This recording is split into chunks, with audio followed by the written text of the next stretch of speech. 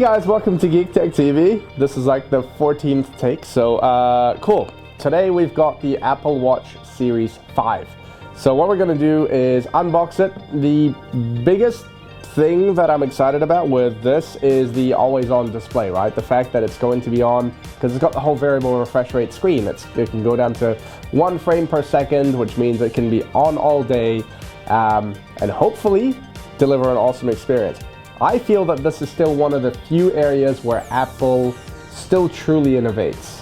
Oh my god, he said something good about Apple. Yes, it's one of the few areas where I genuinely think Apple's still got an edge. So, let's go ahead and unbox it, see what's inside, what's different from the last one, and actually try out the whole variable refresh rate screen thing, if you know what I'm talking about. So, come on, let's take a look.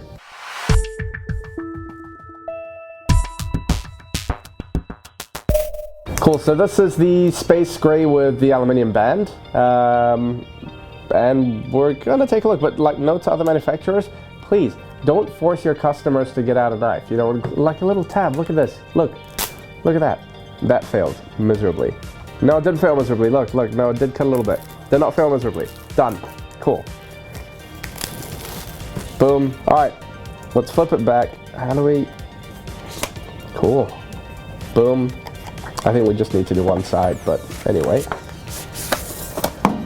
Let's take it out. Awesome. So inside, there we go. That's better. Let's go ahead and open up this whole thing. That's cool, right? So you get to see, I think Apple's really toting the fact that it comes with like 1,000 different combinations if you want. You can literally get the kind of Apple Watch that you want. So they've definitely changed up their packaging a little bit. And inside the packaging you get two things, right? You get the band for your watch, and you also obviously get the body. Let's go ahead and start off with taking the band out. I think that's going to be the stainless steel Milanese loop. Alright, so we're just going to go ahead and gently. Alright, so there we go, and that's how it opens up. That's actually really quite pleasant. Alright, so I'm going to go out there and say this right away. That feels really, really nice. You've got complete adjustability, so that's a magnet there. And you can go ahead to your heart's content and stick this anywhere across that entire line. That is awesome. Yeah, easy to use, awesome, feels nice, has a bit of heft to it, and it looks like chainmail. You can't go wrong with chainmail, right? So item number 1, done. Let's go ahead and actually open up the body. We're gonna go ahead and open up the body, and there you go. Actually, not much has changed in regards to the packaging. Pretty similar. The last watch, the Series 4 that I got, is very much the same. I know it's going to piss some people off that was in the wrong way, because I've held the box up the wrong way. But yep, designed by Apple in California. You get the same sort of 5-watt little charging brick. It's an Apple Watch. You don't need an 18-watt that comes with like the phones. Like at this point, you're still going to get some Android fanboys that are just going to be like, wow, they didn't include an 18-watt. It's an Apple Watch. The battery is not 4,000 milliamp hours, right? We'll go ahead and take it out and also stick the sleeve on. So let's undress it, right? There you go. Cool. I don't think it turns on as soon as you remove it. I think that was just my sausage fingers actually hitting the damn thing. So I'm going to go ahead and see if I can get the band on, and we'll actually put it on my fat wrist and try it out. So there you go. It's actually super, super easy to put on. Anyway, it's going to go ahead and ask me to pick my language. I'll go through this setup process and come back and we'll test out the display. So it looks like it's all set up, and now let's actually go through some of the settings. Cool. So let's take a look at display and brightness settings. Brightness is currently set to pretty low. Always on display is on. So we'll go ahead and see what that looks like shortly, but we can change the brightness. And everything else is pretty much of a muchness, to be honest. The main thing that I sort of want to focus on is testing the always on display. I think even if we went to general, etc., we probably won't see much difference in the menu items either. So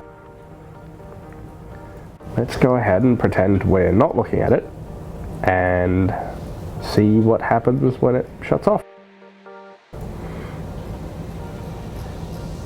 That doesn't look right, does it? Is this Apple's idea of an always on display? Can't be. Something's not quite right.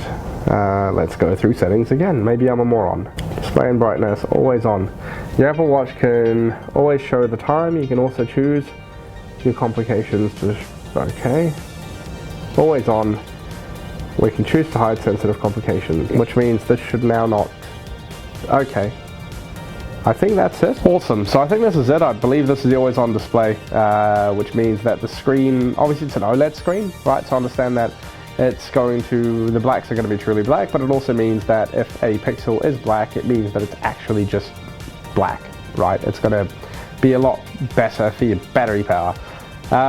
They've also gotten rid of the second thing, so it's not going to show you how many seconds. It's not refreshing every second, even though technically it is 1 frame per second, so they could display that, I suppose. But that's what you're going to see. You also have the option in the menu, if I go ahead and you can see that the second timer is back, it's a lot more interactive, yada yada yada. But one of the things that you've got, if I go back to the menu, one of the options that we can set is we can hide sensitive complications, right? So hiding sensitive complications, such as your next calendar appointment, mail messages, and heart rate, can go ahead and be hidden. So again, this is probably both partially a battery saving exercise and partially the fact that, you know, you can hide sensitive data so that some dude that's sitting next to you isn't going to see how much quicker your heart rate is beating. Awesome, and that's it. So I mean, it's a great looking watch. I don't think anyone questioned that. I think again, it's one of the areas where Apple innovates the most.